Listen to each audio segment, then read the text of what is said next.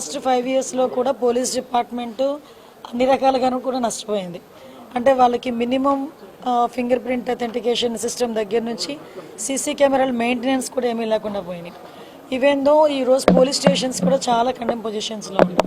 So వీటన్నిటి మీద కూడా ఒక ఛాలెంజింగ్ పొజిషన్. ఈరోజు బడ్జెట్ అన్నది పోలీస్ డిపార్ట్మెంట్కి పెట్టడం అన్నది వెరీ ఛాలెంజింగ్ పొజిషన్. అయినప్పటికీ కూడా గౌరవ సీఎం గారు ప్రత్యేకంగా పోలీస్ డిపార్ట్మెంట్ మీద దృష్టి పెట్టడమే కాదు, లా అండ్ ఆర్డర్ని కూడా స్టిమ్యులేట్ చేయాలంటే వాళ్ళకి ఇవ్వాల్సిన ఎక్విప్మెంట్ కానీ వాళ్ళకి ప్రొవైడ్ చేయాల్సిన అన్ని ఫెసిలిటీస్ ఇవ్వాలి. కాబట్టి ప్రత్యేకంగా సీసీటీవీస్ కెమెరాస్ గురించి కానీ, డ్రోన్స్ గురించి కానీ, అదేవిధంగా ఇప్పుడు మనకి ఈగల్కి సపరేట్గా ఫండ్ అలొకేట్ చేయడం కానీ, సైబర్ క్రైమ్ పోలీస్ స్టేషన్స్ ఏర్పాటు చేయడానికి కానీ, వీటన్నిటికీ కూడా బడ్జెట్లోనే సానుకూలంగా స్పందించాల్సిందిగా మేము కోరుకున్నాం. అదే విషయాన్ని ఈరోజు మేము పర్టికులర్గా ఈరోజు ఫైనాన్స్ మినిస్టర్ గారి దగ్గర కూడా కూర్చున్నాం. నాకు తెలిసి లాస్ట్ 5 ఇయర్స్లో ఇటువంటి మీటింగ్ జరిగి ఉండదు. ఎందుకంటే డిపార్ట్మెంట్కి ఎలాకేషన్కి ఒక 5% పంపించేసే పరిస్థితులు తప్పించి ఏ రోజు కూడా డిపార్ట్మెంట్స్ దగ్గర నుంచి ముందుగా ప్రపోజల్స్ తెప్పించుకొని అది ఎంతవరకు ఇంప్లిమెంట్ అవుతుంది, ఎంతవరకు మనం చేయగలం అనే ఒక ముందే అవగాహన తెచ్చుకొని ఈరోజు బడ్జెట్ ప్రవేశపెట్టడం అన్నది ఎన్డీఏ గవర్నమెంట్కే చెల్లింది. ఈ విషయంలో బడ్జెట్ కూడా మ్యాక్సిమం ఈరోజు ఆక్టోపస్ దగ్గర నుంచి, గ్రేహౌండ్స్ దగ్గర నుంచి మనం ఏర్పాటు చేసుకోవాలి, గ్రేహౌండ్స్ని మనం నిర్మించుకోవాలి. ఇవన్నీ కూడా న్యూ ఛాలెంజెస్ అన్నీ ఉన్నాయి. ఆ ఛాలెంజెస్ అన్నింటినీ కూడా మనం అందరం కూడా పూర్తి చేయాలనే ఉద్దేశంతోనే ఈరోజు బడ్జెట్ మీటింగ్ కూడా కొనసాగింది. రాబోయే బడ్జెట్లో పోలీస్ డిపార్ట్మెంట్కి మంచి చేకూరుతుంది అనమాట నేను కోరుకుంటున్నాను. లేదండి, డిఫరెంట్ ప్రపోజల్స్ అన్నీ ఉన్నాయి. ఇంకొన్ని ప్రపోజల్స్ కూడా రావాల్సినవి ఉన్నాయి. సో అన్నీ అయిన తర్వాత మీకు ఒక ఫిగర్ మెన్షన్. ఏం లేదండి, అది యాక్చువల్గా నేను మాట్లాడాను, మంత్రి గారితోనే మాట్లాడాను, డిపార్ట్మెంట్ వాళ్ళతో ఇక్కడ మాట్లాడాను. అది ఈరోజు ఇంకా ట్రేస్ అవుట్ అవుతుంది. బట్ కొంచెం నెగ్లిజెన్సీ కనిపించింది కాబట్టి డెఫినెట్గా అతని మీద చర్యలు తీసుకుంటాం. అంతే కదా, డిపార్ట్మెంట్దే కాదు, ఆయన దగ్గర క్యారీ చేసే విషయంలో ఎక్కడో చిన్న అంటే మిస్యూజ్ అని కూడా కాదు, బ్యాడ్ లక్. ఏముంది, చట్టం తన పని తను చేసుకెళ్ళిపోతుంది. ఏదైనా తప్పు చేసిన వాడికి ఏదో టైంలో శిక్ష తప్పదు, వెళ్తుంది. దానికి మనం రకరకాల మనుషులు రకరకాలుగా మాట్లాడుతున్నారు. నిన్న వైఎస్ఆర్సీపీ వాళ్ళందరూ బయటకు వచ్చి డీజీపీ ఆఫీసులో మాకు రిప్రజెంటేషన్ ఇవ్వలేకపోయాము, ఇలాంటి మాటలు మాట్లాడుతూ ఉంటే కర్మ సిద్ధాంతం అన్నది నాకేదో గుర్తొచ్చింది.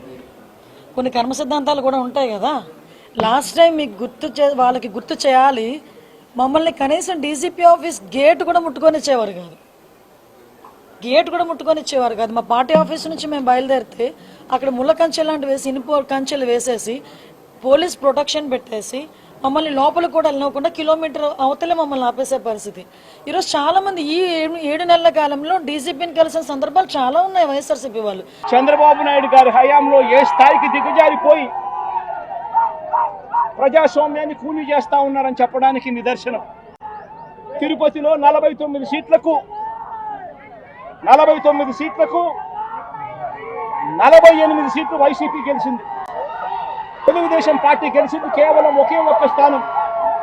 అటువంటి చోట డిప్యూటీ మేయర్ పోస్టు పోలీసుల ఆధ్వర్యంలో తెలుగుదేశం పార్టీ వాళ్ళు కార్పొరేటర్లను కిడ్నాప్ చేసుకొని, బస్సులో నుంచి కిడ్నాప్ చేసుకొని పోయి డిప్యూటీ మేయర్లను మేమే గెలుచుకున్నామని చెప్పి వాళ్ళు ప్రకటించుకుంటా ఉంటే పోలీసులు ఏ స్థాయికి దిగజారిపోయినారు తెలుగుదేశం హయాంలో అని చెప్పడానికి ఇంకో నిదర్శనం.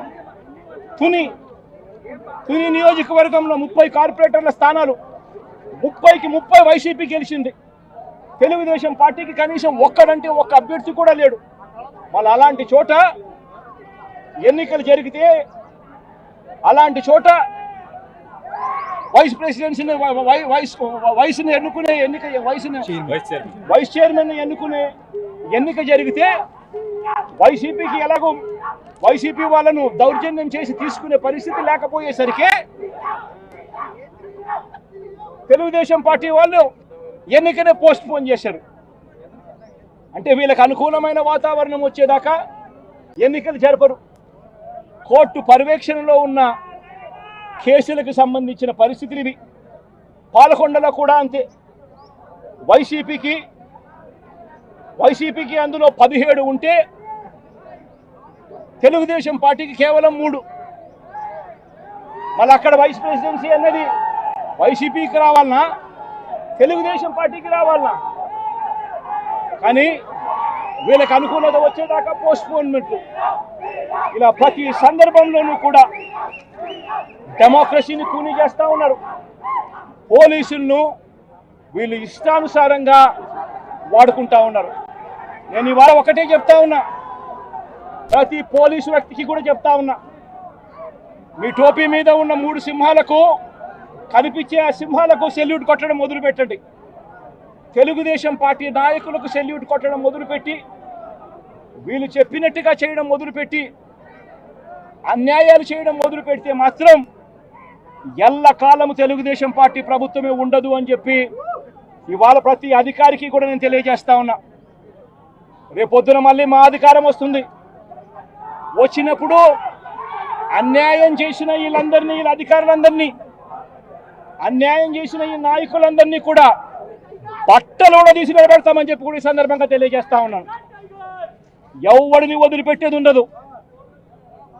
ఇదే వంశీని అరెస్ట్ చేసేటప్పుడు సిఐ అన్నాడట, నేను 1.5 సంవత్సరంలో రిటైర్ అయిపోతాను అని చెప్పి. రిటైర్ అయిపోయినా కూడా సప్త సముద్రాల అవతల ఉన్నా కూడా మొత్తం అందరినీ కూడా పిలిపిస్తామని చెప్పి కూడా ఈ సందర్భంగా చెప్తా ఉన్నా. చట్టం ముందు నిలబడేట్టుగా చేస్తాం, బట్టలు ఊడదీస్తాం, న్యాయం జరిగేట్టుగా చేస్తాం అని ప్రతి ఒక్కరికి కూడా తెలియజేస్తా ఉన్నాం.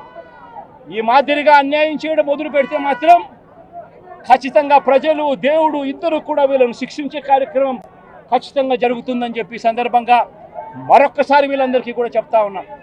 అన్యాయంలో భాగస్వాములు కావద్దండి. మీ టోపీ మీద ఉన్న సింహాలను గౌరవించండి, వాటికి సెల్యూట్ కొట్టండి, మీ వ్యక్తిత్వాన్ని కాపాడుకోండి అని చెప్పి ఈ ప్రతి అధికారికి కూడా ఈ సందర్భంగా తెలియజేస్తా ఉన్నాం. సెలెక్టివ్గా కొంతమంది లీడర్స్ ని టార్గెట్ చేసి అరెస్ట్ చేస్తూ ఉన్నారు. వాళ్ళు ఎట్లా చూస్తారు? మన పేరుని కానీ ఇవాళ ఉంచి ఇటీవల కొంతమంది అరెస్ట్ నంది సురేష్, ఇట్లా దాన్ని ఎలా చూడాలి? ప్రజాస్వామ్యం కూలిపోతా ఉంది అని చెప్పడానికి ఇవన్నీ నిదర్శనాలు.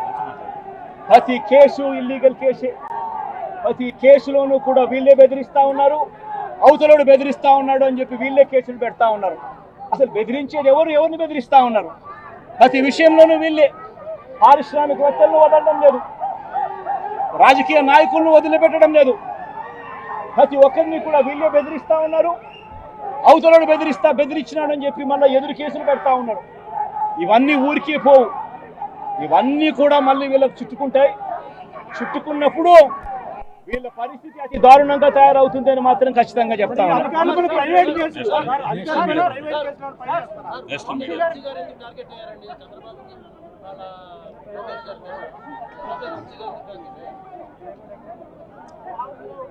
వంశీని ఎందుకు టార్గెట్ చేస్తా ఉన్నారు అనేది చంద్రబాబు నాయుడు గారికి వంశీని చూస్తే తన సామాజిక వర్గం నుంచి ఒక వ్యక్తి ఎదుగుతున్నాడు, చంద్రబాబు నాయుడు గారి కన్నా గ్లామరస్ గా ఉన్నాడు, లోకేష్ గారి కన్నా గ్లామరస్ గా ఉన్నాడు. ఒక మనిషి ఎదుగుతున్నాడు అని అంటే తట్టుకోలేడు తన సామాజిక వర్గంలోనే. అందుకని కొడాలని నేను చూసినా ఆ మనిషికి జీర్ణించుకోలేని ఆక్రోశము, వంశీని చూసినా కూడా జీర్ణించుకోలేని ఆక్రోశము. ఎందుకంటే చంద్రబాబు నాయుడు గారి కన్నా చక్కగా ఉంటారు కాబట్టి వీళ్ళిద్దరు. అవినాష్ కూడా పాపం ఎప్పుడో ఒకసారి టార్గెట్ అవుతాడు, ఎందుకంటే లోకేష్ కన్నా చక్కగా ఉన్నాడు కాబట్టి. ఇది చంద్రబాబు నాయుడు గారి మనస్తత్వం. ఆయన కొడుకు ఆ సామాజిక వర్గంలో వాళ్ళు మాత్రమే లీడర్లు. వాళ్ళకి ఎవరైనా పొరపాటున వాళ్ళకు అనుకూలంగా లేకపోతే సామాజిక వర్గం నుంచి వాళ్ళని వెలేయడము,